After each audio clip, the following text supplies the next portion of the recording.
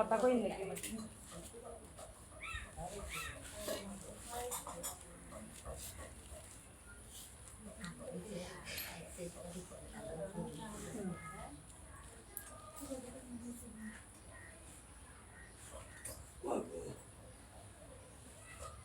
রাগটা ধইরো না এই রাগটা ধইরো একবার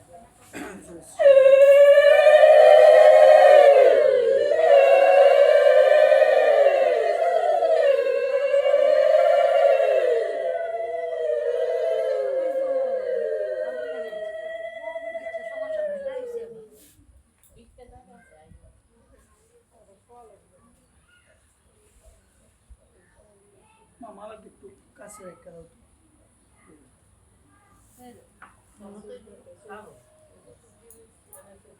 আয়ান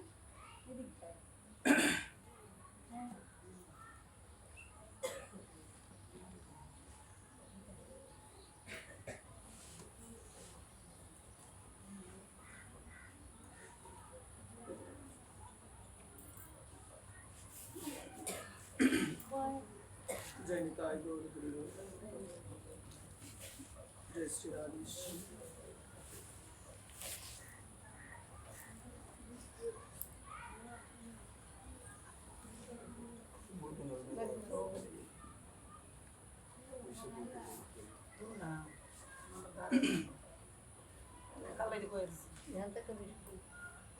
जय राधेश्याम जय श्री राधेश्याम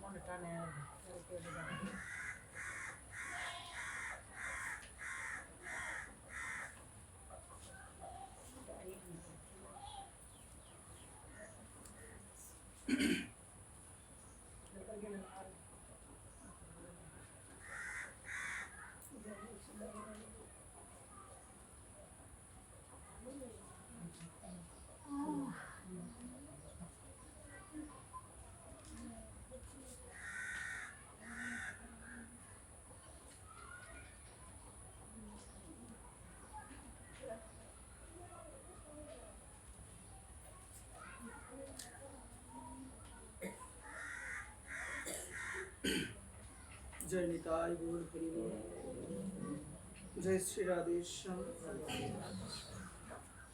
ভগবানের কথায় একটু জোগাড় দই প্রবেশ করার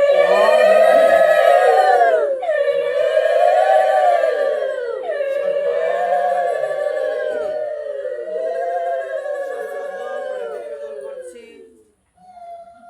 রাধা গোবিন্দ ভগবানের রাতুল রাঙ্গা শ্রী চরণ কমলে সশ্রদ্ধ প্রণতি নিবেদন করছি পরমারাধ্য পরম পূজ্য শ্রী গুরু মহারাজ প্রভুপাদ শ্রী শ্রী দেবব্রত গোস্বামী মহোদয়ের রাতুল রাঙ্গা শ্রী চরণ কমল সশ্রদ্ধ প্রণতি নিবেদন করছি উপস্থিত সকল নিতাই অনুরাগী গৌর অনুরাগী কৃষ্ণ ভক্ত মায়েদের আপন আপন শ্রী গুরু মহারাজের শ্রী চরণ কমলে সশ্রদ্ধ প্রণতি নিবেদন করছি উপস্থিত সকল নিতাই অনুরাগী গৌর অনুরাগী কৃষ্ণ ভক্ত মায়েদের আপন আপন শ্রী মাতা পিতার শ্রী চরণ কমলে সশ্রদ্ধ প্রণতি নিবেদন করছি যাদের সঙ্গ বিনে যাদের কৃপা বিনে কেউ কখনো আমার ভগবানকে লাভ করতে পারে নাই সেই সমস্ত নিতাই অনুরাগী গৌর অনুরাগী ভগবানের নিষ্কিঞ্চন শুদ্ধ ভক্ত তাদের শ্রী চরণ কমলে আমি অধম জানাই শ্রী ব্যাসপীঠ থেকে শতকোটি দণ্ডবোধ প্রণাম জয় নিতাই গৌর হরিবোল জয় শ্রী রাধেশ্যাম আমরা সাপ্তাহিক রবিবারের নেই ভগবতী মা দুর্গা মায়ের মন্দির প্রাঙ্গণে বসে আমরা ভাগবতীয় কথা শ্রবণ করার সৌভাগ্য আমাদের হয় জয় নিতাই মায়েদের চরণে আমার নিবেদন থাকবে আমরা যেন কোনো ধরনের আজে বাজে কথা না বলি রাধে রাধে যতটুক সময় আমরা এই আসরে থাকব, ততটুক সময় একটু নিষ্ঠাপূর্বক শ্রদ্ধা ভনত চিত্তে আমরা শ্রী গোবিন্দের কথা শ্রবণ করব। জয় নিতাই গৌর হরিবোল, জয় শ্রী রাধেশ্যাম, জয় নিতাই গৌর হরিবোল। শ্রীমদ্ ভগবদ গীতা পঞ্চদশ অধ্যায়, আওয়াজ নাই সবাই বল, পঞ্চদশ অধ্যায় পুরুষোত্তম যুগ শ্লোক ৫। নির্মাণ মোহা জিত সঙ্গ দূষা অধ্যাত্ম নিত্য বিনিবৃত্ত কামা দ্বন্দ্বই বিমুক্তা সুখ দুঃখ সঙ্গই গচ্ছন্ত মুরা পদম অব্যয়ম। আমার ভগবান বললেন, অনুবাদ, যাহারা অভিমান, সবাই বলো, যাহারা অভিমান ও মোহগত হইয়াছে, যাহারা আসক্তি জয় করিয়াছে, যাহারা আত্ম জ্ঞানময় হইয়াছে, যাহারা মন হইতে সর্বকামনা দূর করিয়াছে, যাহারা সুখ দুঃখ শীত গ্রীষ্ম আদি দ্বন্দ্ব হইতে বিমুক্ত, তাহারাই নিত্য পরমপদ লাভ করিয়া থাকেন। জয় নিতাই। আমার ভগবান অনাদিরাদি গোবিন্দ, সর্বকারণের কারণ আমার প্রাণ গোবিন্দ ভগবান শ্রীকৃষ্ণ, তিনি ভগবদ গীতায় বলছেন, তার শ্রীচরণ যদি লাভ করতে চাই, সর্বপ্রথম করণীয় হলো এই হৃদয় থেকে অভিমানকে দূরে সরাতে হবে। কাকে দূরে সরাতে হবে? অভিমানকে। আমার ভগবান বলছেন, যারা মন থেকে অভিমানকে দূরে সরাতে পেরেছে, যারা তাদের মন থেকে সম্পূর্ণ জাগতিক সাংসারিক আসক্তিকে জয় করতে পেরেছে, যারা সুখ দুঃখ আদি দ্বন্দ্ব সমূহ থেকে মুক্ত হতে পেরেছে, তারাই আমার চরণ লাভ করতে পারে। তো ভগবানের চরণ যদি লাভ করতে চান, সর্বপ্রথম যে বিষয়টিতে আমাদের মনোযোগী হতে হবে, সেই বিষয়টি হলো যে অহংকার থেকে আমাদের দূরে থাকতে হবে। কিসের থেকে দূরে থাকতে হবে? অহংকার থেকে দূরে থাকতে হবে। এবং এই অহংকারকে যদি জয় করতে চাও, অহংকারকে যদি এই হৃদয় থেকে দূরে সরাতে চাও, সর্বদা কার নাম করতে হবে?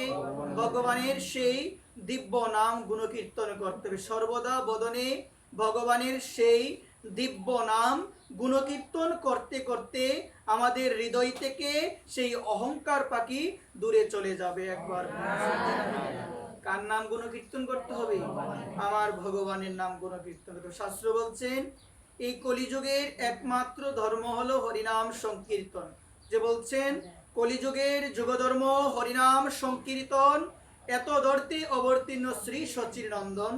এই হরিনাম দেওয়ার জন্য এই কলিযুগের মধ্যে অবতীর্ণ হয়েছেন কলিযুগ পাবন অবতার আমার পরম দয়াল শ্রীকৃষ্ণ চৈতন্য মহাপ্রভু। একবার উনি অবতীর্ণ হয়েছেন, সেই নাম আমাদের মাঝে অর্পণ করে গিয়েছেন। সেই আমাদের কর্তব্য হলো সেই নামকে সর্বদা আমাদের বদনে কীর্তন করা। কি করা? সবাই বলো, কীর্তন করা। এই নাম যদি সর্বদা আমার বদনে থাকে, বুঝতে হবে ভগবান প্রাণ গোবিন্দ সর্বদা আমার সাথী রয়েছেন। কার সাথে রয়েছেন? আমার সাথী রয়েছেন। আমরা বলি না যেই নাম সেই কৃষ্ণ, যে নাম আর ভগবানের মধ্যে কোনো পার্থক্য নাই, নাম আর ভগবানের মধ্যে কোনো পার্থক্য নাই। শাস্ত্র কি বলছেন জানেন? যে আমার ভগবান কোথায় থাকে? আমার ভগবান বলছে নারদকে, যে হে নারদ শুনো, যে আমি বৈকুণ্ঠে থাকি না, অয়ম তিষ্ঠা আমি বৈকুণ্ঠে যোগিনাম হৃদয়ে নচ। বৈকুণ্ঠে আমি থাকি না, যোগিনাম হৃদয়ে নচ, আমি যোগীদের হৃদয়ে থাকি না। নারদ, আমি কোথায় থাকি জানো? মদ ভক্ত যত্র গায়ন্তি তত্র তিষ্ঠামি। হে নারদ, আমার ভক্তগণ যেখানে আমার নাম গুণকীর্তন করে হে নারদ, সেই জায়গার মধ্যে আমি রাধা রানীকে নিয়ে বিরাজ করি। আমার ভগবান কোথায় আছে? কৃষ্ণ কথায় কৃষ্ণ আছে। কৃষ্ণ কোথায় আছে? ভগবানের কথার মধ্যে ভগবান রয়েছে। কৃষ্ণ কথা যেখানে, আমার ভগবান কৃষ্ণ সেখানে। এই কারণে মনোযোগ সহকারে বিচার করতে হবে কথাটা, যে এই সাধু সঙ্গে আসলে আমাদের কিন্তু মায়া জ্ঞানটা থাকে না। এই যে একটু সময় আমরা আছি, এই ভগবানের কথা আমরা শুনছি, আমাদের মায়াকে আমাদের উপর আক্রমণ করতে পারবে? বাজে বাজে কথা হবে, এখান থেকে উঠে যাবো, এই জায়গায় থাকো। যখন কথা হবে না, এই জায়গায় থাকবো। ধরো পাঠ হচ্ছে না, আজে বাজে কথা হয় না? হয় কিনা বলেন সবাই? কথা হয়। তো এটা হচ্ছে মায়ার প্রভাব। চৈতন্য চরিতামৃত গ্রন্থে বলছেন, কৃষ্ণ সূর্য সম, মায়া হয় অন্ধকার, যাহা কৃষ্ণ তাহা নয় মায়ার অধিকার। যে আমার ভগবান প্রাণ গোবিন্দকে তুলনা করা হলো সূর্যের সঙ্গে। শুনো মনোযোগ সহকারে, যেখানে সূর্যের প্রকাশ হয় সেখানে অন্ধকার থাকে, সেখানে অন্ধকার থাকে না। ঠিক সেই রকম যে কৃষ্ণ সূর্য সম, মায়া হয় অন্ধকার, যাহা কৃষ্ণ তাহা নয় মায়ার অধিকার। যে জায়গার মধ্যে আমার ভগবান কৃষ্ণ থাকে, সেই জায়গার মধ্যে মায়া থাকতে পারে না। ওই সাধু সঙ্গের মধ্যে আমার ভগবান বিরাজমান। কেন? আমার ভগবান বলছেন, মদ ভক্তা যত্র গায়ন্তি তত্র তিষ্ঠামি হে নারদ। হে নারদ, যেখানে আমার নাম গুণকীর্তন, আমার নাম গুণকথা আলোচনা হয়, সেই জায়গার মধ্যে আমি বিরাজ করি। তো এই জায়গার মধ্যে আছে ভগবান, এটা হলো আমাদের অন্তরের বিশ্বাস। একবার এবং এই জায়গার মধ্যে যতক্ষণ পর্যন্ত আমরা থাকবো, ততক্ষণ পর্যন্ত মায়া আমাদের ধরবে না।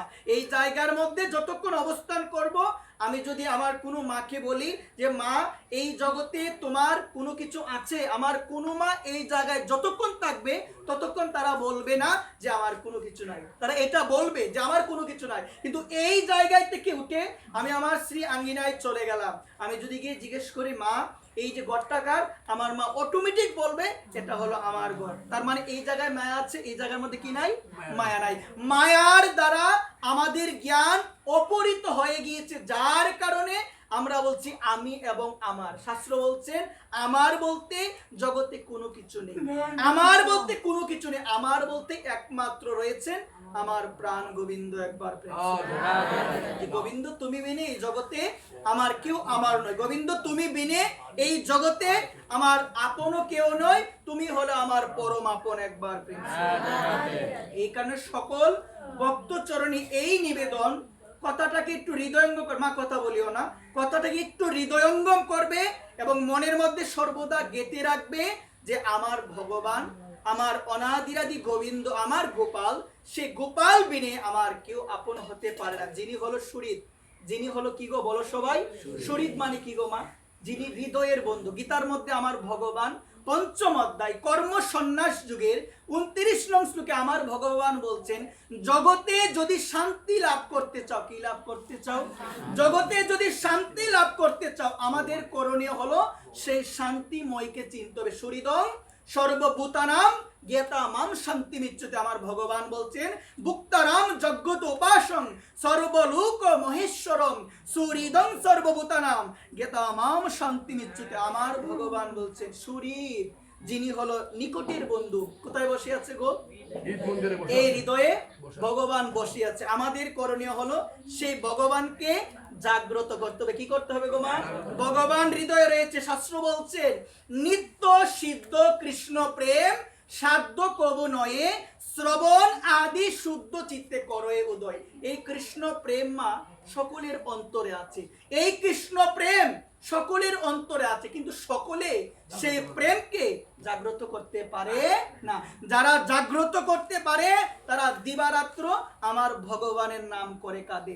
যারা জাগ্রত করতে পারে তারা আমার ভগবান বিনে কোনো কিছু বুঝে না। যারা জাগ্রত করতে পারে দিবানিশি অহর্নিশি হরে কৃষ্ণ কৃষ্ণ কৃষ্ণ হরে হরে, হরে রাম রাম রাম হরে হরে। এই দিবানিশি অহর্নিশ কৃষ্ণ চিন্তা, এটা তাদের পক্ষে সম্ভব হয় যারা তার মন প্রাণ দেহ শ্রী গোবিন্দের চরণে অর্পণ করতে পেরেছে। কার চরণে? সবাই বলো, শ্রী গোবিন্দের চরণে অর্পণ করতে পেরেছে। চৈতন্য চরিতামৃত গ্রন্থের মধ্যে ছিল কৃষ্ণদাস কবিরাজ গোস্বামীপাদ বলছেন, এই কৃষ্ণ প্রেম, এই কৃষ্ণ ভাবনা সকলের অন্তরে আছে। সেই প্রেমকে যদি জাগ্রত করতে চাও, শ্রবণ আদি শুদ্ধ চিত্তে কার কথা শুনতে হবে? ভগবানের কথা শুনতে হবে। কার নাম গুণকীর্তন করতে হবে? ভগবানের নাম গুণকীর্তন করতে হবে। করতে করতে আমাদের হৃদয়ে কোন প্রেম আসবে? সবাই বলো, কৃষ্ণ প্রেম আসবে। যে প্রেমের মাধ্যমে আমি গোবিন্দের চরণ অনায়াসে লাভ করতে পারবো। একবার কার চরণ গো মা? গোবিন্দের চরণ। তোমার ভিতরে মা কৃষ্ণ প্রেম আছে কিনা সেটা তুমি নিজেই বুঝতে পারবে, আমাকে বলতে হবে না। তুমি যখন ভগবানের নাম করবে, দেখবে অটোমেটিক তোমার অশ্রুপাত হবে, তোমার দুই নয়ন দিয়ে জল আসবে, তোমার মধ্যে অষ্টসাত্ত্বিক বিকার আসবে, তোমার মধ্যে কখনো অহংকার আসবে না, তোমার মধ্যে সর্বদা তোমার হৃদয়ে দীনতা থাকবে, যে আমার মতো অধম এই জগতে আর কেউ নাই, আমার মতো পাপী জগতে আর কেউ নাই। জীবনে কখনো তোমার হৃদয়ে অহংকার আসবে না, যদি কৃষ্ণ প্রেম লাভ করতে পারো। একবার কোন প্রেম গো মা? কৃষ্ণ প্রেম। এখানে বলছি কি সাধুর সঙ্গে করতে হয়। ওই সাধুর সঙ্গ করতে করতে আমাদের যদি কোনো মহতের কৃপা কোনোদিন হয়ে যায়, তাহলে এই সংসারের দুঃখ জ্বালা থেকে নিবৃত্তি পেয়ে আমি শ্রী গোবিন্দের চরণে যেতে পারবো। কার চরণে মা? শ্রী গোবিন্দের চরণে। এখানে বলছে সাধুর সঙ্গে করে যাও, যদি তোমার সেই পরিমাণ স্বীকৃতি থাকে, কোনো মহতের কৃপা তোমার হয়ে যায়, কোনো শুদ্ধ ভক্তের চরণধুলি তুমি পেয়ে যাও, তোমার এই ভবজ্বালা দূরে যাবে। বলছে করতে হয়। সাধুর চরণ জড়িয়ে ধরো, সাধুকে একটাই কথা বলো, কৃপা করো, যে সাধু তুমি যদি আমায় কৃপা না করো, আমি তো কোনোদিন গোবিন্দকে পাবো না। তোমার যদি দয়া না হয়, আমি তো কখনো গোবিন্দকে পাবো না। এই কারণে মা সাধুর সঙ্গ হলো এমন একটা সঙ্গ, যে সঙ্গের মধ্যে গেলে আমাদের বিবেক জাগ্রত হয়। মা এমন কোন স্কুল আপনি দেখাতে পারবেন না, এমন কোন বিদ্যালয়, এমন কোন মহাবিশ্ববিদ্যালয় আপনি বলতে পারবেন যে আছে, ওই জায়গার মধ্যে গেলে আমাদের বিবেক জাগ্রত হয় না মা। একমাত্র তুলসীদাস বলছেন, একমাত্র সাধু সঙ্গ হলো সেই সঙ্গ, যেই সঙ্গের করতে গেলে আমাদের বিবেক জাগ্রত হয়, কোনটা করা উচিত, কোনটা করা যাবে না, কোনটা কোন পথে চললে মঙ্গল হবে, কোন পথে চললে অমঙ্গল হবে, সবকিছু কোথায় গেলে জাগ্রত হয় গো মা? এই সাধুর সঙ্গে আসলে বিবেক জাগ্রত হয়। বিবেক মানে কি? কি লাগি আইলি হবে এমনও জনমে, ওরে মন হরি না বুঝিলি মানুষ তুই কবে। আমি আসিলাম কেন এই জগতে মা? এই জগতে আমার জন্মটা কেন হয়েছে? একটা বার প্রশ্ন করে দেখো। আমরা কি ওই রকম প্রশ্ন করি যে কেন আসলাম, কেন আসলাম এই জগতে, আর যখন আমার মৃত্যু হবে আমার আত্মাটা কোথায় যাবে? প্রশ্ন আসে মনে মা? আসে না আমাদের। দেখো মা, এই সম্বন্ধে আমি সকলের চরণে মা আমি নিবেদন করে বলছি মা, যদি কেউ এই প্রশ্নগুলো করে যে আমি কি জন্য আসলাম জগতে, আমি কে, আমার কর্তব্য কি, আর জগতে আসার পর আমার করণীয় কি করতে হবে আমাকে, যদি কারো অন্তরে ওই রকম জিজ্ঞাসা আসে, তখনই তার মনুষ্য জীবন শুরু হবে মা, অন্যথায় শুরু হবে না। শাস্ত্র বলছেন মানব কুলে জন্ম নিলেই তাকে মানুষ বলে না মা।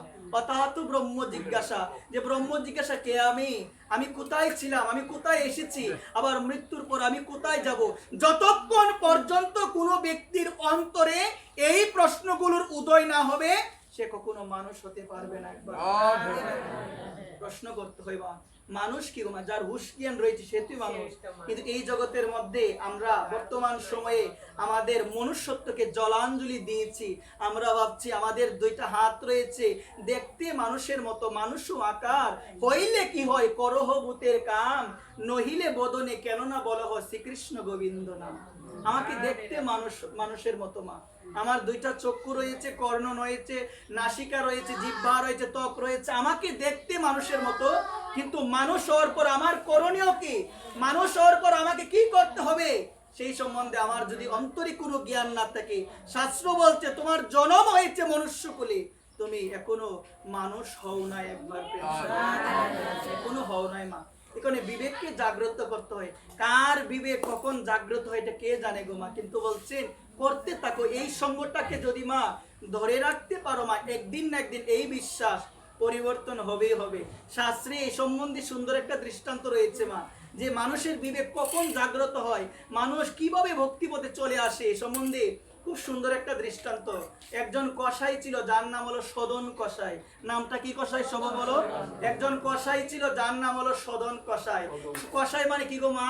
যে মাংস বিক্রি করে, যে মাংসকে হত্যা করে, সেই তো কসাই মা।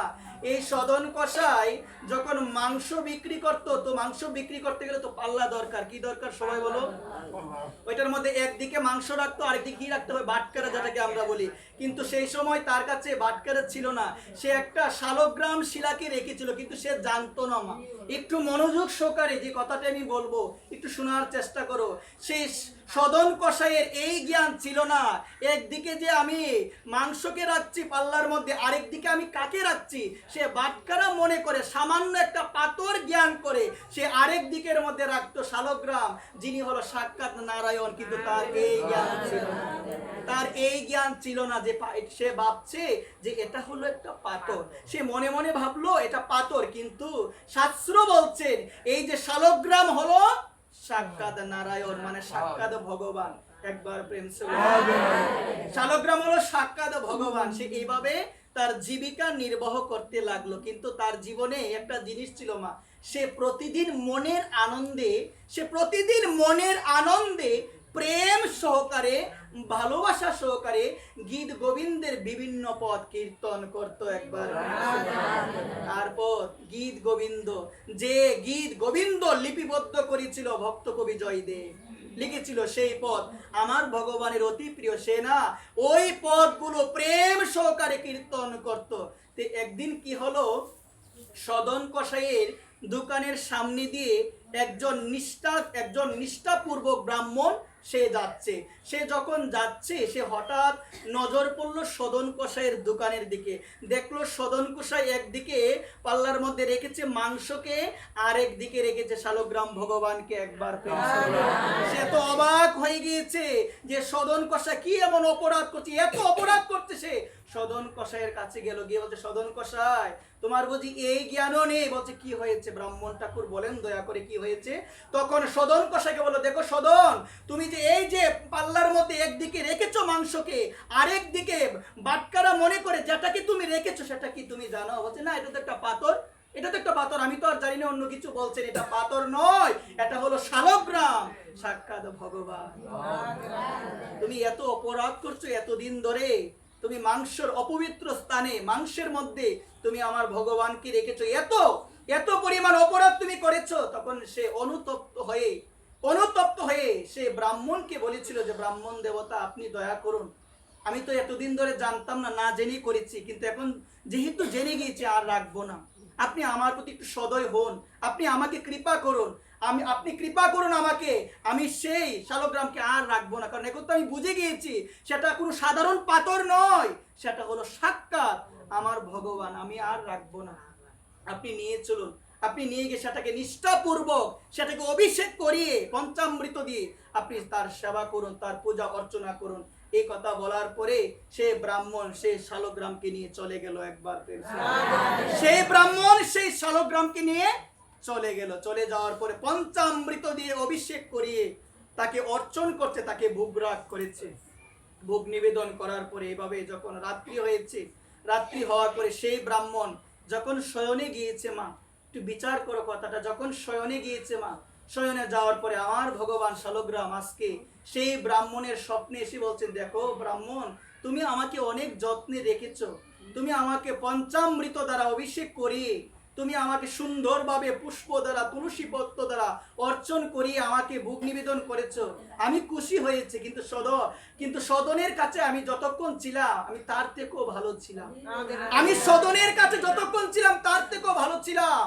এই কথা শোনার পরে মা সেই ব্রাহ্মণ অবাক হয়ে গেছে, বলছে প্রভু এটা তুমি কি বললে? সদন তোমাকে অপবিত্র জায়গা, মাংসের মধ্যে তোমাকে রেখেছে, তোমাকে অর্চন করে নাই, তোমার সেবা করে নাই, তুমি কেন বলছো প্রভু এই কথা? তখন আমার প্রভু সে ব্রাহ্মণকে স্বপ্নাদেশ করে বলছেন, দেখো সদন আমাকে সেবা করতো না, আমার অর্চন করতো না, কিন্তু সদন না মনের আনন্দে প্রতিদিন গীত গোবিন্দের পদগুলো কীর্তন করত। তার সে পদগুলো শুনে যে জায়গায় আমি ছিলাম সেই জায়গায় আমি সন্তুষ্ট ছিলাম। একবার তুমি আমাকে আগামীকাল দিয়ে আসবে, তুমি আমাকে আগামীকাল সদনের কাছে দিয়ে আসবে, আমি ওর কাছে ভালো আছি, আমি থাকবো না, তোমার কাছে দিয়ে আসবে তুমি। এই কথা বলার পরে পরদিন সকালবেলা ঘুম থেকে ওঠার পরে ওই ব্রাহ্মণ শালগ্রামকে আজকে নিয়ে যাচ্ছে সদনের কাছে। সদনের কাছে গিয়ে বলছে, সদন তোমার শালগ্রামকে তুমি রাখো।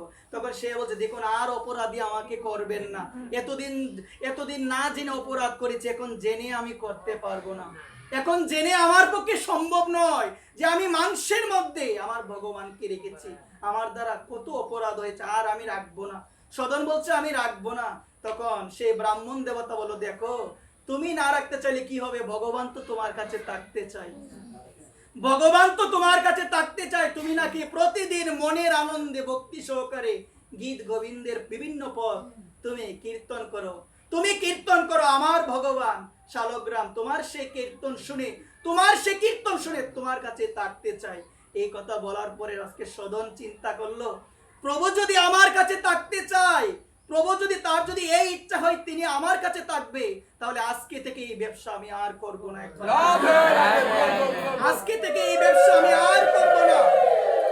আমি এখন পঞ্চামৃত দ্বারা তাকে আবার নতুন করে অভিষেক করি, আমি আমার শালগ্রাম ভগবানের আমি সেবা অর্চনা করব। একবার প্রেম দেখো মা, কার পরিবর্তন কিভাবে হয়। প্রভু যদি থাকতে চায় আমার কাছে, মা প্রভু যদি থাকতে চায়, তাহলে আমি কি করে আমার দ্বারা এহেন অপরাধগুলো আমি আরো করব, আমি আর করব না এই ব্যবসা, আমি আর করব না। প্রভু তুমি এত দয়ালু, প্রভু তুমি এত কৃপালু, আমার তো আগে জানা ছিল না। প্রভু আমি তো তোমাকে অপবিত্র স্থানের মধ্যে রেখেছি, কোথায় তুমি আমাকে অভিশাপ দিবে প্রভু, কিন্তু তুমি আমার কাছে থাকতে চাচ্ছ শুধুমাত্র একটাই কারণ, আমি গীত গোবিন্দের পদগুলো ভক্তি সহকারে কীর্তন করতাম। একবার প্রেম সে বলো। সদন ছেড়ে দিল মা। তার মানে আমাদের কি চারার সময় হয় নাই? বিভিন্ন কিছু কত খারাপ কর্ম করি আমরা, সময় হয় নাই মা? তাহলে দেখো মা, বিচার করতে হবে মা। আমার প্রভু যেটা নিষেধ করেছে আমি কেন করব মা? গীতার মধ্যে যেটা নিষেধ করেছে আমি কেন করব সেটা? শাস্ত্রের মধ্যে যেটা নিষেধ করেছে আমি কেন করব? তার মানে আমার বিবেকটা এখনো জাগ্রত হয় নাই। আমার বিবেক যদি মা জাগ্রত হতো, তাহলে আমার পক্ষে শাস্ত্র যেটা নিষেধ করেছে সেটা কখনো করা সম্ভব হতো না। সকলের চরণে নিবেদন, আজকে সে বলছে আমি আর করব না এই ব্যবসা, ছেড়ে দিল ব্যবসা। খুব খুব প্রেম সহকারে ভগবানের সেবা করতে লাগলো শালগ্রামে, এবং প্রতিদিন কীর্তন করত। কি কীর্তন করত? গীত গোবিন্দের বিভিন্ন পদ। একবার প্রেম আমার ভগবান জগন্নাথ নামা গীত গোবিন্দের, আমার ভগবান জগন্নাথ গীত গোবিন্দ শুনতে অনেক ভালোবাসে। সকলের চরণে এই নিবেদন, জগন্নাথের একটা চিত্র সকলের ঘরে রাখবে এবং সেই চিত্রের সম্মুখে বসে গীত গোবিন্দ কীর্তন করবে। দেখবে আমার প্রভু অতি তাড়াতাড়ি তোমার প্রতি প্রসন্ন হয়ে যাবে।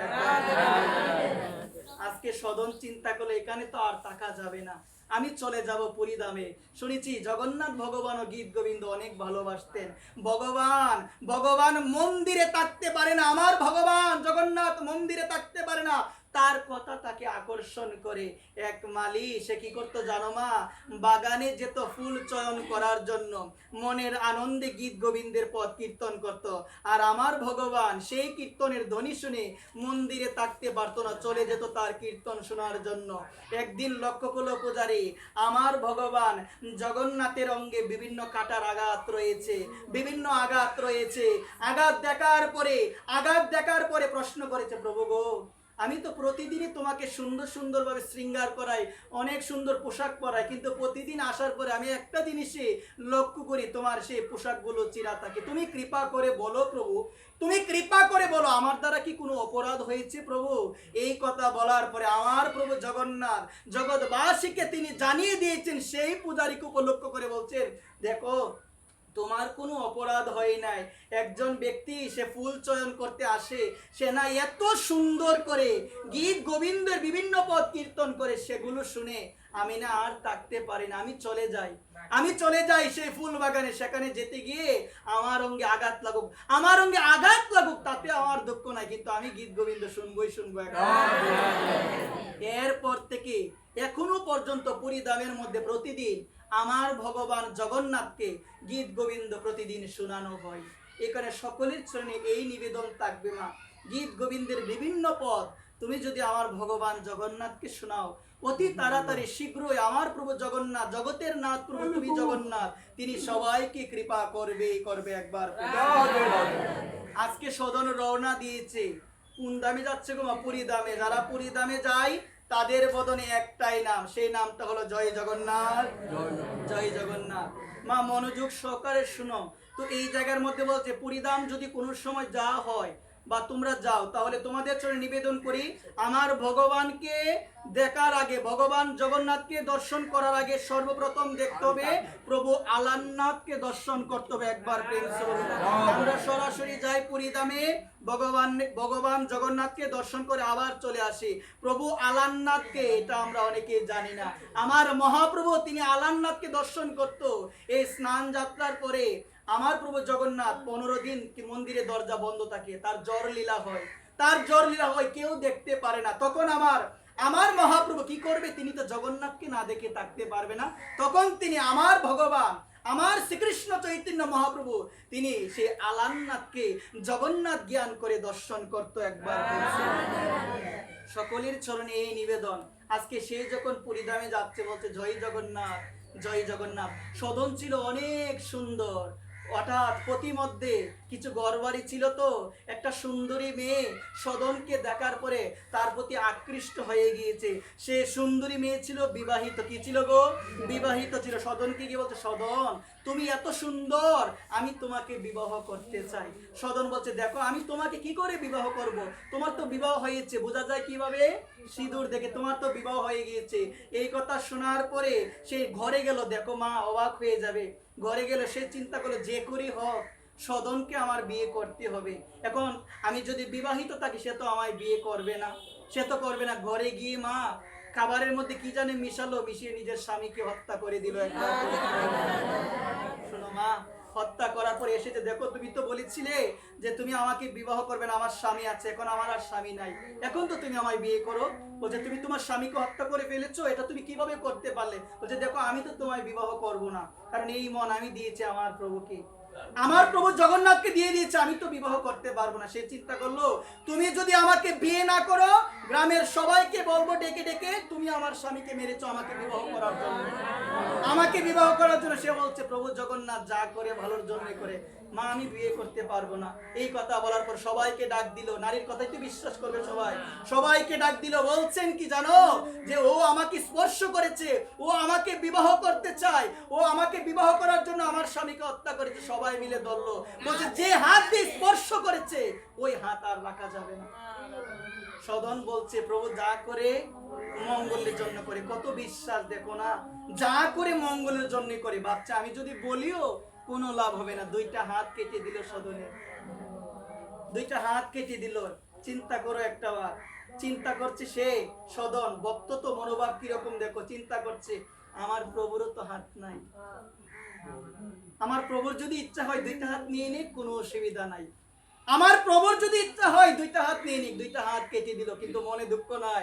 আমার ভগবান জগন্নাথ, তার হাত নাই, আজকে আমারও হাত নাই। আমার মুখ তো আর কাটতে পারে না, কোনো কিছু করতে পারে না, আমি তো মুখে নাম করতেই পারবো। একবার ভেবে দেখো ভক্ত কাকে বলে। এত বিপদ, এত দুঃখ, দুইটা হাত কেটে দিল। আমাকে কাটলে আমি হয়তো বলতাম, প্রভু তোমার নামই তো বেরিয়েছিলাম, আজকে আমার এহেন দুর্দশা, আমি তোমার নামই করবো না আর কোনোদিন। সে কিন্তু বলে নাই। সে বলছে, প্রভু তোমারও তো হাত নাই। সে বলছে, প্রভু তোমারও তো হাত নাই, আজকে না হয় আমারও হাত কেটে দিল, সমস্যা নাই, কিন্তু এই মুখে সর্বদা আমি তোমার নাম করব। আমার প্রভু এই দৃশ্য তিনি তো সব দেখতে পায়। অন্তর্যামী আমার ভগবান, অন্তর্যামী ভগবান, তিনি আর থাকতে পারছে না। তিনি জগন্নাথ ভগবান আর থাকতে পারছে না। আজকে আমার ভগবান জগন্নাথের দুই নয়নের জল। যে ভক্ত আমায় এত ভালোবাসে, যে আমার ভক্ত আমাকে এত ভালোবাসে। দেখো মা, একটাবার চিন্তা করে দেখো, দুইটা হাত তার কেটে দিল, তারপরও তার বদনে নাম জয় জগন্নাথ, জয় জগন্নাথ। আজকে দুই নয়নে আমার প্রভুর জল। মন্দিরে যখন এসেছে পূজারী মা সেবা দেওয়ার জন্য, সেবা দেওয়ার জন্য যখনই এসেছে, দেখতে পেল আমার প্রভু জগন্নাথের তার অশ্রু দ্বারা নয়ন থেকে বইছে। এটা দেখার পরে মা অবাক হয়ে গিয়েছে। প্রভুকে বলছে, প্রভু কি হয়েছে? প্রভু তারা কথা বলতে পারে মা। সেবা যদি মা তুমি সেবার মতো করতে পারো, আমার ভগবান তোমার সাথে কথা বলবে। আমার ভগবান তোমার সাথে কথা বলবে, তোমার হাত থেকে নিয়ে খাবে যদি অনুরাগ থাকে। অনুরাগ করে কিছু দিলে ভগবান নিয়ে খায় মা, সে অনুরাগ টাকা চাই। আজকে ভগবান জগন্নাথের দুই নয়নে জল। পূজারী যখন আমার প্রভুকে বলল, প্রভু তোমার দুই নয়নে কেন জল? এই কথা বলার পরে বলছে, দেখো আমার এক ভক্ত সদন এসেছে, সে এসেছে পরিধামে রওনা দিয়েছে, হঠাৎ পথিমধ্যে সবাই মিলে ধরে তার দুইটা হাত কেটে দিয়েছে। তোমরা যাও রথ নিয়ে যাও, রথ নিয়ে গিয়ে আমার সেই ভক্তকে নিয়ে আসো আমার কাছে। দেখো আমার ভগবান ভক্তকে কত ভালোবাসে। শাস্ত্র বলছেন, সাধব হৃদয়ং মহং সাধুনাং হৃদয়ং তহং। আমার ভগবান বলছে, সাধু আমার হৃদয়, সাধু ছাড়া আমি কিচ্ছু বুঝি না মা। তুমি হয়তো বলতে পারো তুমি ভালোবাসো ভগবানকে, একটা বার বিচার করে দেখো মা, আমার ভগবান তোমার থেকে বেশি তোমাকে ভালোবাসে। তুমি যতটুকু দেহকে ভালোবাসো তার থেকে বেশি ভালোবাসবে যদি মনটা তাকে দিতে পারো মা। মনটা যদি দিতে পারো। একটা কথা গোবিন্দকে বলতে হয়, গোবিন্দ তোমাকে দেওয়ার মতো কিছু নাই মা, গোবিন্দ তোমাকে দেওয়ার মতো কিছু নাই। কি দিব আমি? কোনো কিছু দেওয়ার মতো নাই। এই কারণে সকলের চরণে এই নিবেদন। আজকে আমার ভগবান বলছে, যাও তোমরা কি নিয়ে যাও? তোমরা রথ নিয়ে যাও। কিছুদিন পরে রথযাত্রা হবে মা। রথযাত্রার সময় লক্ষ্য করে দেখবেন আমার ভগবানই এত দয়ালু মা। একটা বিচার করে দেখবে কথাটা মা। শাস্ত্র বলছেন যে রথের দড়ি ধরলে নাকি পুনর্জন্ম আর হয় না। রথের তো ব্রাহ্মণং দৃষ্ট পুনর্জন্ম নবিদ্যতে, আর পুনর্জন্ম হয় না। তো এই জায়গার মধ্যে মা শুনো মনোযোগ সহকারে, আমার ভগবান যখন রথযাত্রা হয় মন্দিরে তাকে না মা, বেরিয়ে যায়। কেন বেরিয়ে যায় জানো? সবাই তো আর আমাকে দেখতে যায় না। যারা আমাকে দেখতে যায় না তাদেরকে দেখার জন্য আমি ভগবান বেরিয়ে যাই। এই কারণে নিবেদন আজকে আমার ভগবান বলছে, সদনকে নিয়ে আসো, রথ নিয়ে যাও। রথ নিয়ে সবাই গেল মা। কার কাছে জানো? সদনের কাছে গেল। সদনের কাছে গিয়ে বললো, তারা তো সদনকে চিনে না, তুমি কে গো? বললো আমি সদন। বলছে, দেখো প্রভু পাঠিয়েছে তোমার জন্য রথ, তুমি চলো জগন্নাথপুরীতে। এই কথা বলার পর তার আজকে সে কাঁপছে, তার দুই নয়নের জল। সে বলছে, প্রভু পাঠিয়েছে আমার জন্য রথ। আমার মতো পাপী যে সারাটা জীবন আমি পাপ করেছি, আমি কসাইয়ের কাজ করতাম, আমার মতো অপরাধী আর কেউ নাই, আজকে প্রভু জগন্নাথ সে কৃপা করে আমার জন্য রথ পাঠিয়েছে। এই কথা যখনই বলতে তার দুই নয়নে জল। একবার প্রেম কলিযুগের সাধন আর কিছু নয় মা, কলিযুগের সাধন আর কিছু নয়। যদি একটা বার এভাবে বসে থেকে ভাবো, প্রভু তুমি বিনে এই জগতে আমার আর কেউ নাই, প্রভু তুমি বিনে এই জগতে আমার আর কেউ নাই। এই প্রভু মানব দেহ দান করে পাঠিয়েছে মা। একটা বার ভেবে দেখো, কার নাম করার জন্য পাঠিয়েছে গো মা? আমার ভগবানের নাম করার জন্য। ভেবে দেখো, এই জীবন বেলা ডুবে যাচ্ছে। আমি যখন আজকে সকালে একটু শুয়েছিলাম, আমি ভাবলাম যে আমার বাবার সাথে আমার কত মধুময় সম্পর্ক ছিল। আজকে আমার বাবা নাই, সম্পর্ক শেষ না মা? দেখো কত সম্পর্ক ছিল, কত মধুময় সম্পর্ক শেষ। কিছুদিন পর আমার মাও চলে যাবে, হয়তো বা মার আগে আমিও যেতে পারি, কোনো গ্যারান্টি তো নাই। একটাবার মা যখন শুয়ে থাকবে মা, একটাবার চিন্তা করে দেখবে যে একদিন মরতে হবে মা। দেখবে ভিতরের মধ্যে অন্যরকম একটা বৈরাগ্য আসবে, কোনো কিছু ভালো লাগবে না মা, ঝগড়া ভালো লাগবে না মা, ভগবানের নাম ছাড়া কোনো কিছু ভালো লাগবে না। যে এসেছি সবাই চলে যাব, কেউ থাকবো না মা। থাকবো কেউ মা? আমরা কেউ থাকবো না। এই কারণে বলছি কি, যেন ভগবানকে ডাকতে পারি। কাকে ডাকতে পারি গো মা? ভগবানকে যেন ডাকতে পারি। আমি সকলের চরণে এই নিবেদন মা, সবাই একদিন চলে যাব মা। বিচার করবে মা, আমার কথা বলো। সবাই একদিন এই দেহ থেকে প্রাণ পাখি চলে যাবে মা। কোথায় গতি হবে মা? কোথায় গতি হবে কেউ জানি আমরা? এই কারণে আমি সকল মায়েদের চরণে, আমি আমার মায়েদের চরণে এই নিবেদন করি মা, সর্বদা দুইটা বাহু তুলে আত্মসমর্পণ করে আমার প্রভুকে বলো, প্রভু তুমি বিনে আমার আপন আর কেউ নাই। প্রভু তুমি আমার সাথে সর্বদা তাকিও এবং আমাকে এই কৃপা করিও, তোমার নাম থেকে বঞ্চিত যেন আমি কোনোদিন না হই, তোমার নাম থেকে বঞ্চিত যেন কোনোদিন না হই। এটাই হলো আমাদের সকলের হৃদয়ে প্রার্থনা। আজকে সদন সে আর দাঁড়িয়ে থাকতে পারছে না, অষ্ট সাত্বিক বিকারে তার লোমগুলো দাঁড়িয়ে গিয়েছে। প্রভু পাঠিয়েছে আমার জন্য, বলছে আমি তো যেতে পারবো না, আমার মতো পাপী আমি কি করে যাই রথে? আমার মতো পাপী, আমার মতো হত দরিদ্র আমি কি করে যাই? দরিদ্র কে গো জগতে মা? কথাটা বুঝো, একটু চেষ্টা করো মা। আমি হয়তো বা চিন্তা করি আমার তো টাকা নাই, আমি হলাম দরিদ্র, কিন্তু শাস্ত্র বলছেন প্রেম ধন বিনা ব্যর্থ দরিদ্র জীবন, দাস করি বেতন মুড়ে দিও প্রেমধন। শুনো কথাটা, এই জায়গার মধ্যে বলছি কি জানো, এই জায়গার মধ্যে বলছেন যে ব্যক্তি মা প্রেমধন পাই নাই মা, যে ব্যক্তি প্রেমধন পাই নাই তার মতো দরিদ্র এই ত্রিজগতে আর কেউ নাই, আর কেউ নাই। গোবিন্দ তুমি দাস করো, তোমার চরণে দাস করে রাখো আমাকে, কি বেতন শুধু একটাই দিও আমাকে, প্রেমধন, আর কিছু চাই না, কোনো টাকা চাই না, পয়সা চাই না, চাই কি যেন সেই প্রেমধন লাভ করতে পারি, যে প্রেমধনের মাধ্যমে মা আমি আমার গোবিন্দের চরণ লাভ করতে পারবো। একবার আমি আমার কার চরণ লাভ করতে পারবো? গোবিন্দের চরণ। আজকে সে বলছে আমি যাব না রতে, সে বলছে আমি যাব না রতে, মা হেঁটে হেঁটেই গেল, বদনে তো একটাই নাম, বলো না সবাই কার নাম? জগন্নাথ, জগন্নাথ, জয় জগন্নাথ, জয় জগন্নাথ, জয় জগন্নাথ বলিতে বলিতে গেল।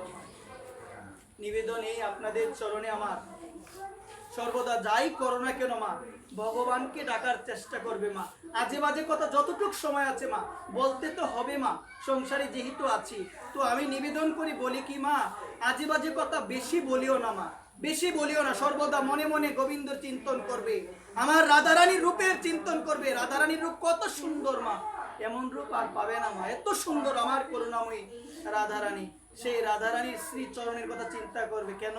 রাধারানীর চরণ কিন্তু সবসময় দেখা যায় না মা, সবসময় দেখা যায় না, শুধুমাত্র 2টা দিন আমার রাধারানীর চরণ দেখা যায়। কয়টা দিন? শুধুমাত্র 2 দিন আমার রাধারানীর চরণ দেখা যায়। শাস্ত্র বলছেন রাধারানীর চরণ সবসময় দেখা যায় না, ডেকে রাখা হয় শুধুমাত্র 2 দিন, এক হলো গোপাষ্টমী আর এক হলো রাধাষ্টমী। একবার প্রেম এই 2 দিন আমার করুণাময়ী, আমার প্রাণেশ্বরী, আমার বৃন্দাবনেশ্বরী করুণাময়ী রাধারানীর চরণ দেখার সৌভাগ্য হয় মা, যে চরণ পাওয়ার আকাঙ্ক্ষা করে আমার গোবিন্দ মা, যে চরণ পাওয়ার আকাঙ্ক্ষা করে আমার গোবিন্দ, আমার গোবিন্দ আকাঙ্ক্ষা করে। গোবিন্দ তো বলেছিল রাধারানীকে, রাধারানী তোমার প্রেমটা আমাকে দাও, রাধারানী সর্বদা বিরহে কাঁদতো, কার বিরহে গো মা? কৃষ্ণের বিরহে। একবার প্রেম বিশ্বাস রাখতে হবে মা, যদি বিশ্বাস দুর্বল হয়ে যা পাওয়া যাবে না মা। চৈতন্য চরিতামৃত গ্রন্থ বলছে ছিল কৃষ্ণদাস কবিরাজ গোস্বামী পাদ, শ্রদ্ধা শব্দে বিশ্বাস কয়ে সুধীর নিশ্চয়, কৃষ্ণ ভক্তি কইলে সর্বকর্মকৃত হয়। কৃষ্ণ ভক্তি করলে সবার সেবা হয়ে যায় মা, কৃষ্ণ ভক্তি করলে সবার সেবা হয়ে যায়। ভাগবতী বলছেন গাছের গোড়ায় জল দিলে ডালপালায় আলাদা করে দিতে হয় না মা, পেয়ে যায় তারা। ঠিক সেই রকম গোড়া হলো আমার প্রাণ গোবিন্দ, ডালপালা হলো সমস্ত দেবদেবী, গোড়ার মধ্যে জল দিলে যেমন আলাদা করে দিতে হয় না, আমার প্রাণ গোবিন্দের চরণে সমর্পণ করলে আর কোনো কিছু করতে হয় না। একবার মা মেকং শরণং ব্রজ তমেইব শরণং গচ্ছ সর্বভাবেন ভারত, যে আমার থেকে সমগ্র জগৎ এসেছে তুমি একমাত্র আমার চরণে আত্মসমর্পণ কর। অহং সর্বস্ব প্রভবমত্ত সর্বং প্রবর্ততে ইতি মত্তা ভজন্তে মাম বোধাভাব সমন্বিতা। আমার ভগবান তিনি বলছেন গীতার মধ্যে যে আমার থেকে এই জড় এবং চেতন জগতে সবকিছু এসেছে, যে ব্যক্তি এই তত্ত্বটা উপলব্ধি করতে পারে সেই ব্যক্তি শুদ্ধ ভক্তি সহকারে আমার ভজনা করে, সেই ব্যক্তি শুদ্ধ ভক্তি সহকারে আমার ভজনা করে। জগৎ কার সৃষ্টি গো মা? সবাই বিশ্বাস করে ভগবানকে দেওয়ার মতো কিছু আছে আমাদের? ভগবান গীতায় বলছে, বারংবার বলছে, আমিও প্রতিদিনই বলি কথাটা, ময়িব মন আদর্শ ময়ি বুদ্ধি নিবেশন, বলছে মন আমাকে দাও, মন আমাকে দাও। প্রতিদিন বলতে বলতে বলতে একদিন দেখবে মা এই মনটা লেগে যাবে। ভাগবত তো বলছেন, কি বলছেন? সবই মন কৃষ্ণ পদারবিন্দয়, আমরা যেন সবাই আমাদের মনটাকে কৃষ্ণ পাদপদ্মে নিযুক্ত করতে পারি। কার পাদপদ্মে গো মা? কৃষ্ণ পাদপদ্মে। এবং বিশ্বাস করে যাই করো না কেন মা, কখনো যেন বিশ্বাসটা দুর্বল না হয়। আমার পূজ্যপাদ শ্রী শ্রী বাবা মহারাজ বিনোদ বাবা কথা বলেন, খুব সুন্দর। বাবা বলেন যদি ভজন আমরা করি, ভজন পথে আমরা আছি, যদি বিশ্বাসটা হারিয়ে যায় বুঝতে হবে তোমার ভজনের মৃত্যু হয়ে গিয়েছে, তোমার ভজন শেষ। এই কারণে যাই করো না কেন বিশ্বাস যেন হারিয়ে না যায়। আর ওই বিশ্বাসটাকে সুদৃঢ় করতে গেলে সর্বদা সজ্জনের সঙ্গ করতে হবে, সর্বদা মহজ্জনের সঙ্গ করতে হবে, সুদৃঢ় হবে। বিশ্বাস ছাড়া পাওয়া যায় গোবিন্দকে? আপনি এমন কোনো প্রমাণ দেখাতে পারবেন যে বিশ্বাস ছাড়া ভগবানকে পাওয়া গিয়েছে? কখনো পাওয়া যাবে না। আমরা দেখতে পেয়েছিলাম নরসিংহ মেহতার জীবনে, একটু মনোযোগ সহকারে শুনতে হবে। নামটা কি? নরসিংহ মেহতা। সবাই বলো। নরসিংহ মেহতার জীবনী দেখতে পেয়েছিলাম। নরসিংহ মেহতা ছিল আমার ভগবানের একজন পরম ভক্ত। কার পরম ভক্ত গো মা? অত্যন্ত কাঙ্গাল মনোভাবে, দীনতার সহিত সর্বদা আমার প্রাণ গোবিন্দকে ডাকতো নরসি মেহতা। নরসি মেহতা গোবিন্দ ছাড়া কোনো কিছু বুঝতো না। এক সময় নরসি মেহতার একটা ছেলে ছিল, সেই ছেলের বিবাহ ঠিক হয়েছে একজন ধনাঢ্য পরিবারের এক মেয়ের সঙ্গে। একবার ধনাঢ্য মানে হলো ধনী পরিবার। তো এই সমাজে আমরা অনেক সময় লক্ষ্য করি, আমাদের সমাজে কিছু কিছু মানুষ আছে যারা বিবাহ ভঙ্গ করার জন্য কূটনীতি করে, করে না মা? করে কিনা বলেন সবাই? কূটনীতি করে, দেখা যায় ঠিক হয়ে যাওয়ার পরও কিন্তু আবার ভেঙে যায়, হয় কিনা? ভেঙে যায়। আজকে নরসি মেহতা, সে ছিল আমার ভগবানের ভক্ত, সে ছিল কাঙ্গাল, দীনদরিদ্র, কোনো কিছু তেমন ছিল না, কিন্তু বিশ্বাস সহকারে ডাকতো একজনকে। তিনি কে? ভগবানকে ডাকতো। ছেলের বিবাহ ঠিক হয়েছে ধনী পরিবার, ধনাঢ্য পরিবারের এক মেয়ের সঙ্গে। তাদের গ্রামে একজন লোক ছিল যার মধ্যে ছিল কূটনীতির প্রবণতা অনেক বেশি। সে ওই গ্রামে ওই ধনাঢ্য ব্যক্তির বাড়িতে গেল, আপনি যে বিবাহটা ঠিক করলেন, নরসি মেহতার অবস্থা তো ভালো না, কই আপনার অবস্থা, কোথায় আপনার অবস্থা আর কোথায় নরসি মেহতার অবস্থা? আপনি বিবাহটা একদম ভঙ্গ করে দেন, মানে বাদ করে দেন। এই কথা বলার পরে বলছেন, দেখুন এখন তো সবকিছু প্রস্তুত হয়ে গেছে, এখন তো আর বাদ করা সম্ভব নয়। বলছেন যে করে বাদ করুন। বলছে বাদ করা যায় একটা জিনিসের মাধ্যমে, যে আমি তাকে বলতে পারি যে আপনি যখন বরযাত্রী নিয়ে আসবেন, অনেক পরিমাণে হাতি, অনেক পরিমাণে ঘোড়া, অনেক পরিমাণে মানুষ নিয়ে একদম সুন্দরভাবে সজ্জিত করে পালকিকে সাজিয়ে আসো। এটা বললে আমি আশা করি, তুমি যে বলছো গরিব, পারবে না, বিবাহ ভঙ্গ হয়ে যাবে। আমি চিঠি দিয়ে বলি কথাটা, তুমি যদি বলো তাহলে আমি চিঠির মধ্যে লিখে দিই যে আমার মেয়েকে বিয়ে করতে গেলে অনেক পরিমাণে হাতি লাগবে, অনেক পরিমাণে বরযাত্রী সুন্দর করে পালকিকে সজ্জিত করে আসতে হবে। তাহলে চিঠি পেয়ে সে বুঝতে পারবে তার তো সামর্থ্য নয়, বিবাহ এমনিতেই ভেঙে যাবে। চিঠি লিখলো, একজনের মাধ্যমে চিঠি পাঠালো, গেল কার বাড়িতে? নরসি মেহতার বাড়িতে গেল। নরসি মেহতাকে ডাক দিয়েছেন যে নরসি মেহতা ঘরে আছো তুমি? সে ঘর থেকে বেরিয়েছে, বলছেন জয় রাধে, প্রণাম জানিয়েছে, প্রণাম জানিয়েছে। বলছে তোমার জন্য একটা চিঠি আছে। এই কথা বলে বলছে কে আমার জন্য চিঠি পাঠায়? বলছে দেখো কুলে। তখন খুললো, খোলার পরে দেখলো প্রথমে লেখা জয় শ্রীকৃষ্ণ। বলছে এটা আমার চিঠি নয়, এটা ভগবানের চিঠি, এটা আমার চিঠি নয়। প্রথম লেখাটা ছিল জয় শ্রীকৃষ্ণ, প্রথম লেখা মানে জয় শ্রীকৃষ্ণ। সুতরাং সে বুঝে গেল এই চিঠি আমার নয়, সেই চিঠি হলো আমার ভগবানের। চিঠি পড়লো না, চিঠি দেখলো না, দিয়ে আসলো ভগবানের শ্রী চরণের নিকট চিঠি। চিন্তা ভগবানের। শ্রী শ্রী অনুকূল ঠাকুর বলেছেন, ভাবছো বসে চলবে কিসে, ভাববার তুমি কে? বাবার যিনি ভাবছেন তিনি, তুমি ভাবো তাকে। আমি শুধু তাকে ভাববো, সে আমার সবকিছু নিয়ে ভাববে। আমি শুধু তাকে ভাববো, তুমি ভাবার কে? তুমি কিসের চিন্তা করো? তুমি ভাবো কেন? তোমার ভাবার কিছু নয়, তুমি ভাববে তার কথা, সে ভাববে তোমার কথা। একবার প্রেম সে ভাবছো বসে চলবে কিসে, ভাববার তুমি কে? বাবার যিনি ভাবছেন তিনি, তুমি ভাবো তাকে। একবার প্রেম সে চিঠির মধ্যে লেখা দেখলো জয় শ্রীকৃষ্ণ, দিয়ে আসলো আমার গোবিন্দ চরণে। আমার গোবিন্দ মনে মনে বলছে নরসি মেহতা এত সরল, এত বিশ্বাস আমার প্রতি তোমার, এত বিশ্বাস। আস্তে আস্তে বিবাহর দিন গনিয়ে আসলো।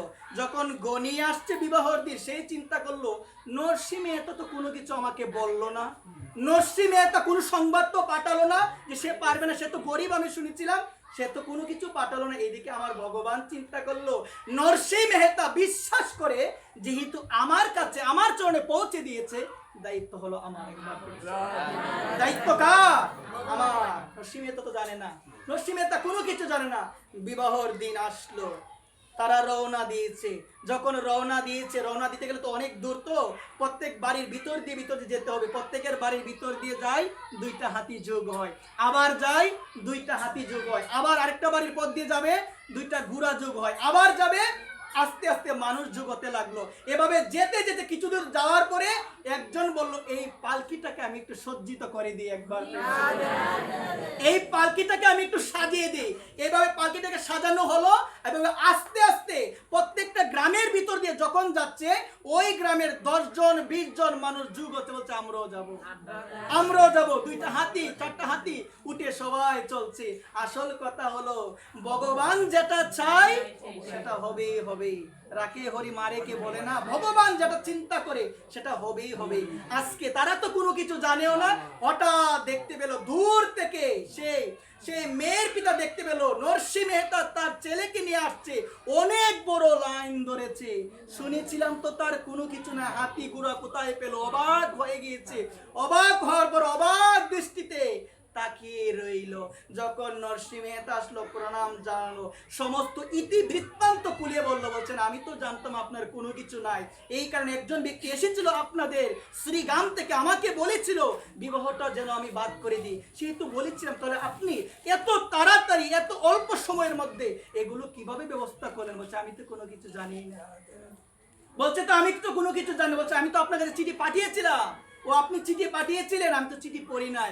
আমি চিঠির মধ্যে দেখেছিলাম জয় শ্রীকৃষ্ণ, গোবিন্দের চরণে আমি দিয়েছি। মনে হয় আমার গোবিন্দই করেছে। সবাই গোবিন্দের চরণে সবকিছু সমর্পণ করে দাও, তোমার দেখাশোনা থেকে শুরু করে গোবিন্দ দেখবে। আমরা বলি না ওর তো কিছু নাই গো, কে দেখবে ওকে? কে বলে এই কথা? বলিও না এই কথা। গোবিন্দ যার সহায় হয়, গোবিন্দ যার সহায় হয়, তার আর কেউ লাগবে না। মাধব দাসের জীবনীতে দেখতে পেয়েছিলাম কেউ ছিল না, কেউ ছিল না, বিছানায় পড়ে গিয়েছে, আমশয় হয়েছে, বিছানার মধ্যে মলমূত্র ত্যাগ করে। আমার ভগবান জগন্নাথ চিন্তা করলো আমি ছাড়া তো ওর আর কেউ নাই, আমি যদি না যাই ওর সেবা করবে কি? আমি যদি না যাই ওর সেবা করবে কি? আমার ভগবান গিয়ে আজকে সেবা করেছে। অত্যন্ত নিচু কাজ, যেটাকে বলে শৌচকৃত্য পরিষ্কার করা, আমার ভগবান ভক্তের জন্য এই কাজটাও করেছে। একবার তো চিন্তা করো না, কে বলছে তোমার কেউ নাই? মা, কে বলছে তোমার কেউ নাই? আছে একজন, তিনি কে গো? তুমি যদি মন তাকে দিতে পারো, প্রভু তোমার সাথে থাকবে। কেউ যদি তোমার সাথে নাও থাকে, আমার প্রভু, কথাটা থামাও না মা, একদম বেশি কথা হচ্ছে। আমার প্রভু তোমার সাথে সর্বদা থাকবে। আমার প্রভু কখনো তোমাকে ছেড়ে যাবে না। কেউ গিয়ে বলো, কথা যেন না বলে, বলো রাধে রাধে। আমি সকলের চরণে এই কারণে আমার এই নিবেদন মা, একজনের প্রতি যেন সর্বদা বিশ্বাস থাকে, তিনি হলো আমার প্রাণ গোবিন্দ। তিনি কে গো? সবাই বলো, তিনি হলো আমার প্রাণ গোবিন্দ। এবং সর্বদা এই জিনিসটাকে সাথে রাখতে হবে। সাধুর কাছে সব থেকে মূল্যবান সম্পদ হলো, এটার নাম কি? জপতলি। এটা হলো সাধুর কাছে সব থেকে মূল্যবান জিনিস। একটা আমি দৃষ্টান্ত দিই, একটু শোনো মা। এক সাধুর বাড়িতে এক চোর গিয়েছে চুরি করার জন্য। কি করার জন্য গো? চুরি করার জন্য। চুরি করার জন্য গিয়ে বলছে, দেখুন আমি জানি আপনি সাধু, আপনাকে মারবো না, কোনো কিছু করবো না, আপনার ঘরে মূল্যবান যে জিনিসটা আছে আপনি আমাকে দিয়ে দিন। তো আমরা ভাববো মূল্যবান মানে হলো হীরা গহনা স্বর্ণ টাকা এগুলো। সাধুকে যখন বলো আপনাকে তো মারা যাবে না, আপনি সাধু, আপনার ঘরে যে জিনিসটা মূল্যবান আপনি কৃপা করে আমাকে দিয়ে দিন, আপনি কৃপা করে আমাকে দিয়ে দিন। সে নিয়ে আসলো এই তলিটা, এই তলিটা নিয়ে আসলো। অবাক হয়ে গেল, এটার মধ্যে কি এমন আছে? তখন ভাবলো জব তলি তো, এটার মধ্যে মনে হয় এটার ভিতরে মনে হয় মোহর স্বর্ণ গহনা এগুলো রয়েছে। যখন ভিতরে হাত দিল, বেরিয়ে আসলো কাষ্টের মালা। একবার এটা বেরিয়ে আসলো। অবাক হয়ে গিয়েছেন। আপনার কাছে আমি চাইলাম কি, আপনি আমাকে দিলেন কি? আমি চাইছি আপনার কাছে যে জিনিসটা সব থেকে গুরুত্বপূর্ণ, সবচেয়ে মূল্যবান জিনিস, ওইটা দেওয়ার জন্য। সাধু বলছেন এর থেকে তো আমার কাছে মূল্যবান আর কিছু না। একবার প্রেম। সাধুর জীবনে মূল্যবান মাইটা, আমাদের যে জিনিসটা সব থেকে মূল্যবান এটা আমরা কাছে রাখি না মা? কাছে রাখি, কিন্তু সাধুর জীবনে সব থেকে মূল্যবান হলো জপতলি। ওই কারণে দেখবেন সাধু বক্ষের মধ্যে সর্বদা, হৃদয়ে সর্বদা ঝুলিয়ে রাখে। একবার বলছে এটা মূল্যবান কি করে হতে পারে? বলছেন দেখো এটা সাধারণ কাষ্টের মালা নয়, এটার মধ্যে সব রয়েছে। একবার প্রেমসে বলো, এটার মধ্যে কি রয়েছে? এটার মধ্যে সব রয়েছে। এই যে এটা দেখছো না, চোরকে বলছে এটা দেখছো না, এটা না সাধারণ কোনো গুটি নয়, এটা হলো যুগল সাক্ষাৎ রাধা কৃষ্ণ, এটা হলো সাক্ষাৎ রাধা কৃষ্ণ। এই যে তার পাশে যে 8টা মালা দেখতে পাচ্ছ মোটা মোটা, এটা হলো অষ্টসখী, ললিতা, বিশাখা, চিত্রা, চম্পকলতা, ইন্দ্ররেখা, তুঙ্গবিদ্যা, সুদেবী, রঙ্গদেবী। এরা সাধারণ কেউ নয়। এই অষ্টসখীর আবার রয়েছে 8 জন করে সখী, হলো 64 জন। একবার প্রেম। কয়জন হলো গো? 64। তারপরে বলছেন আরো রয়েছে, আরো গুটি রয়েছে, সেই গুটি হলো 34 জন ভগবানের সখা, মানে ভগবানের গুপ সখা হলো 104টা। কয়টা হলো গো মা? 104টা হয়ে গেল। তারপরে হচ্ছে আমার তুলসী মহারানী রয়েছে, তারপরে রয়েছে বিরাদুতি, তারপরে রয়েছে পার্বতী, তারপরে রয়েছে ভগবান শঙ্কর। একবার তার মানে এটার মধ্যে সব আছে না মা? এটার মধ্যে সব আছে। এই যে বলেছিলাম আমি 8 জনের করে আরো 8 জন করে সখী, 64। এই 64 জন কলিযুগের মধ্যে জন্মগ্রহণ করেছেন 64 মহন্ত রূপে। একবার আমরা বলি না 64 মহন্তের ভোগরাগ হবে।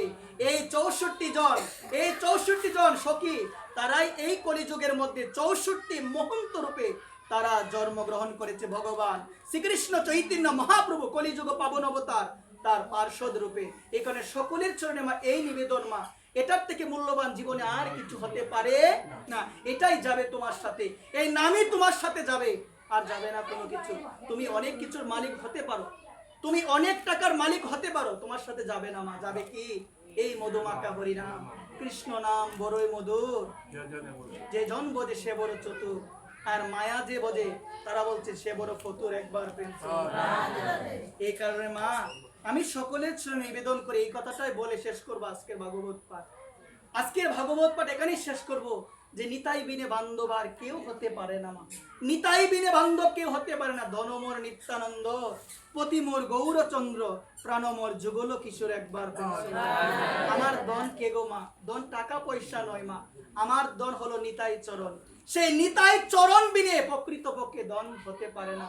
যে ওই চরণে আত্মসমর্পিত হতে পেরেছে সেই হলো ধনী। নিতাই ধনে ধনী, যে ধনে ধনী হলে বব পারের আর কোনো চিন্তা থাকে না। বলছেন না বব পারে কে যাবি রে আয়, ওই ডেকে যা আমার নিতাই মাঝি ডেকে ডেকে যায়, ডেকে ডেকে প্যাসেঞ্জার তোলেন।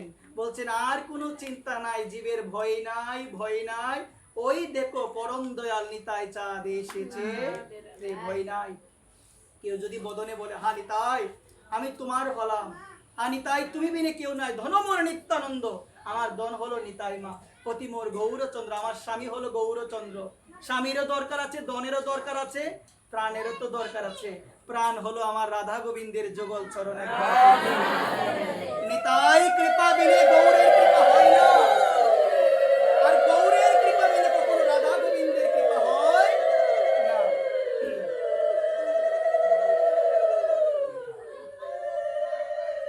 এই কারণে সকলের চরণে আমি নিবেদন করে বলছি মা, সকলের চরণে আমার এই নিবেদন মা, আমাদের জীবনের পরম প্রাপ্তি হলো, আমাদের জীবনের পরম পাওয়া হলো সেই নিতাই চরণকে আঁকড়ে ধরা, সেই নিতাই চরণ পাওয়া। সেই চরণ যদি পেতে চাও সদ্গুরুদেবের শ্রী চরণাশ্রয় গ্রহণ করে সর্বদা নিতাইয়ের নাম গুণকীর্তন করবে। আমরা বলি না অক্ষুদ পরমানন্দ, গান তো অনেকে আমরা বলি মা, নিত্যানন্দ রায় অভিমান শূন্য নিতাই নগরে বেড়ায়, অভিমান শূন্য নিতাই নগরে বেড়ায়।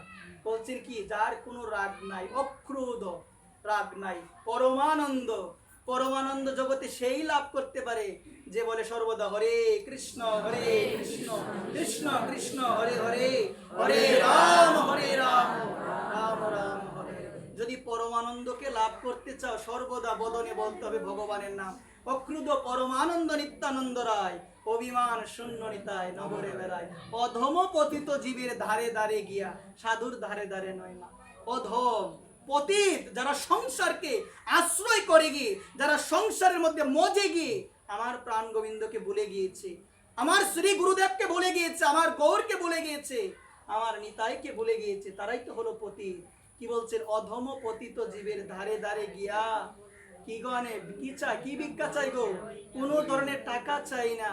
বলে কি জানো, মহন্তের স্বভাব হয় তারিতে প্রামর, নিষ্কার্য নাহি তবু যাই পরের গণ। তাদের একটাই উদ্দেশ্য, একবার বলো, বেশি নয়, একবার বলো। মহাপ্রভু বলছি একবার যে বদনে বলবে সেই বৈষ্ণব। আমি বৈষ্ণব চিনবো কিভাবে মা? বৈষ্ণব চিনার শক্তি আমার নাই, ভক্ত চিনার শক্তি আমার নাই। আমার মহাপ্রভু বলে গিয়েছেন একবার যার মুখে কৃষ্ণ নাম সে বৈষ্ণব, একবার যার মুখে কৃষ্ণ নাম সে হলো বৈষ্ণব। আমার মহাপ্রভু বলছে মা এই কৃষ্ণ নাম করতে হবে মা, কৃষ্ণ নাম করতে হবে। যে ব্যক্তি এই নামকে আশ্রয় করতে পেরেছে তার মতো দুনিয়া আর কেউ নাই, আর কেউ নাই। আমার পরম দয়াল নিতাই চাঁদ, শুনো শুনো নিত্যানন্দ, শুনো হরিদাস, সর্বত্র আমার আজ্ঞা করো হয়ে প্রকাশ। প্রতি ঘরে ঘরে গিয়া করো এই ভিক্ষা, বলো কৃষ্ণ বজ কৃষ্ণ, করো কৃষ্ণ শিক্ষা। আর তো কিছু বলে নাই। আমি যাব না, আমি চালের জন্য যাব না, আমি কোনো কিছুর জন্য যাব না, আমি যাব শুধুমাত্র তোমরা কৃপা করে, আর কোনো কিছু চাই না। একটা বার তোমরা দুই বাহু তুলে বলো হরে কৃষ্ণ, আমি আর কিছু চাই না। একটা বার বলো হরে কৃষ্ণ, তাতেই হয়ে যাবে, তাতেই হয়ে যাবে মা। এই কারণে এই নিবেদন, আমি সকলের জন্য এই নিবেদন, আমরা যদি গৌরকে না ভালোবাসি মা, জীবন বৃথা হয়ে যাবে মা। গৌরকে যদি ভালো না বাসি, বৃথা হয়ে যাবে। এক ব্যক্তি, এক রাজা একটা পত্র লিখেছে একজনের উদ্দেশ্যে, বলছেন তুমি তো অনেক কিছু অধ্যয়ন করেছো, অনেক ধর্ম করেছো, কিন্তু সচি পিসির ছেলের কথা তো তুমি কিছু লিখলে না। সচি পিসির ছেলেকে তুমি ভজলে না। তোমার বাড়ির পাশে সচি পিসির ঘর, তাকে তুমি চিনলে না। বলছে সচি পিসিটাকে? সচি পিসি হলো আমার দাপর যুগের যশোদা মা, যিনি এসেছেন সচি রূপে, যার গর্ব সিন্ধু হতে অবতীর্ণ হয়েছেন আমার দয়াল শ্রী গৌর হরি। একবার ব্রজেন্দ্র নন্দন যে সচি সুত সে, বলরাম হইল নিতাই, পাপি তাপি যত ছিল কৃষ্ণ নামে উদ্ধার এলো, তার সাক্ষী হলো জগাই আর মাধাই। উদ্ধার পেয়েছে জগাই মাধাই, মাদায় উদ্ধার পেয়েছে। বলছে একবার বলো না হরে কৃষ্ণ, মেরেছে কলসির কানা। তাই বলে কি দিব না প্রেম? আমি দিয়েছে গো মা, দিয়েছে প্রেম। এই কারণে যদি অত্যন্ত পাপীও হও, সারা জীবন যদি অপকর্ম করে যাও, জীবনের এমন একটা সময় যদি আসে বুঝতে পারো সবকিছু ভুল হয়েছে, অনুতপ্তের ব্যথা নিয়ে যদি আমার রাধারানীর কাছে যাও, রাধারানী হলো করুণাময়ী। শাস্ত্র বলছে অত্যন্ত পাপী, অত্যন্ত জীবনে পাপ করেছে। আমার ভগবান গীতায় বলছে অপি চেদ সুদুরাচার বজতে মা মন্যবাদ সাধুর এই বর্ষা মন্তব্য সম্যক ব্যবসিত হিস। ভগবান বলছে অতি দুরাচারী জীবনে কোনোদিন ধর্ম করে নাই, অতি দুরাচারী, শুধুমাত্র পাপ আর পাপ। সেও যদি অনন্য ভক্তি সহকারে আমায় ডাকে, তাকে আমি উদ্ধার করি। আমার করুণাময়ী রাধারানী মহারানী কৃপা করো না, তুমি কৃপা করে অধমকে নিয়ে চলো বৃন্দাবন। রাধারানীর কৃপা না হলে বৃন্দাবনে যাওয়া যায় না, নিতাই কৃপা না হলে যাওয়া যায় না নবদ্বীপে। এখানে বলছে নবদ্বীপের কৃপা আগে নিতে হবে, তারপরে হলো বৃন্দাবন।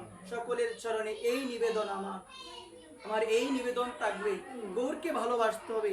ভালোবাসাটা যেখানে সেখানে না দিয়ে মা, আজকে অনেক কথা হচ্ছে ওই দিকে, ভালোবাসাটা আপনারা নিয়ন্ত্রণ করতে পারেন না। আপনাদের এদিকে ছেলে ভালোবাসাটা যেখানে, মা একটু একটু থামাও। ভালোবাসাটা বাচ্চাদের বোঝাতে হয়, বাচ্চাদের এগুলো ভালোবেসে বোঝাতে হয়। কথা শোনো মা, তো এই জায়গায় বাচ্চারা তো কোনো কিছু বোঝে না, তাদের যদি আমরা না বলি বুঝবো না। তো আমি বলছি শেষ করে দিব মা, শোনো। ভালোবাসাটা যেখানে সেখানে না দিয়ে দিতে হবে কাকে গো? আওয়াজ দিয়ে বলতে হবে কাকে দিতে হবে? বলো গোবিন্দ ভালোবাসা আমি তোমায় দিলাম।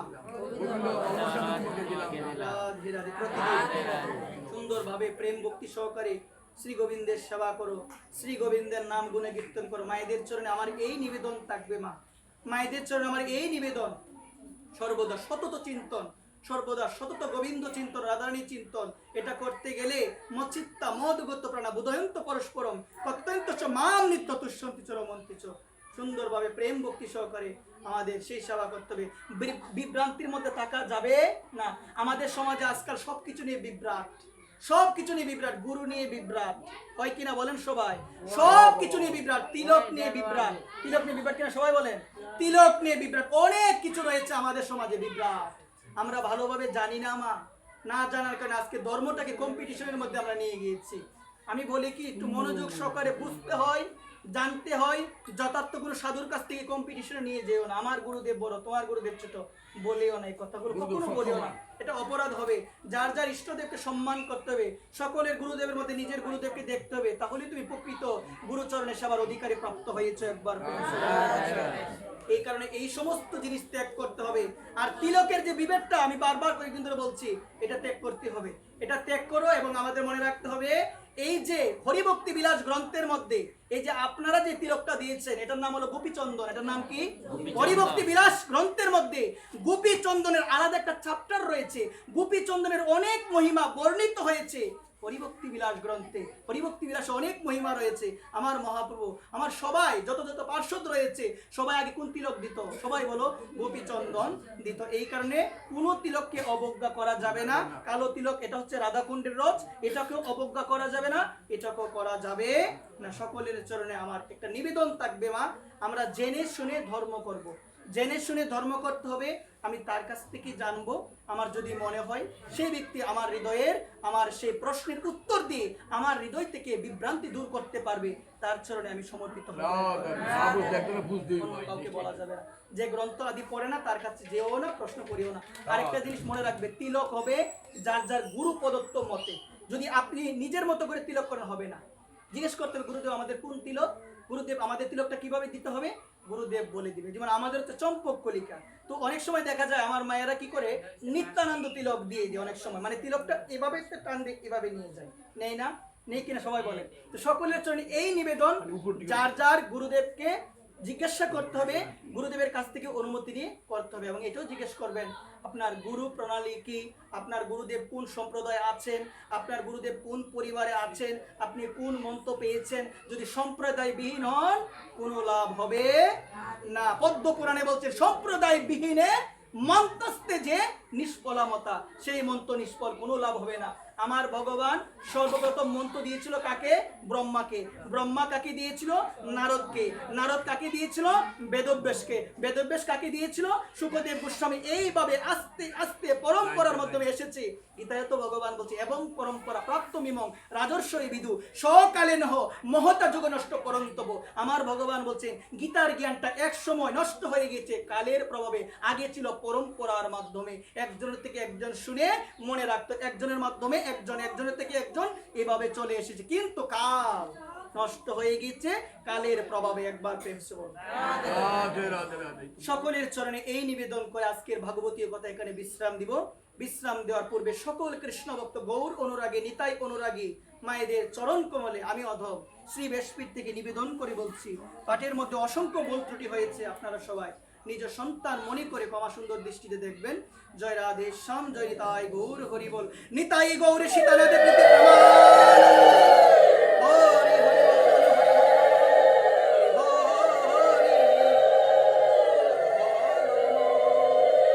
হরি হরি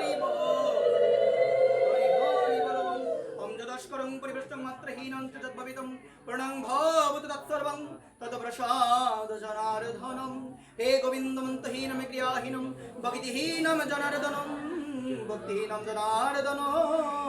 हे गोविंद मंत्रहीनम क्रियाहीनम भक्तिहीनम जनार्दनम। गीतामे हृदयं पार्थ गीतामे शरमोत्तम गीतामे शरमोत्तम गीतामे ज्ञानमुत्तुष्क गीतामे ज्ञानमभयं गीतामे चत्तमं स्तरं गीतामे परमं पदं गीतामे परमं गुजु गीतामे परमं गुरु सर्वोपनिषद गावदुग्ध गोपालनं पार्थवर्ष सुदीर्भक्तं दुग्धं गीतामृतमहत् मुनिनिमोचनं पुंसां जलस्नानं दिने दिने सप्रीत गीतामृतस्नानं संसारमलनाशनं। गंगा गीता सावित्री सीता सत्ता पतिव्रता ब्रह्मावली ब्रह्म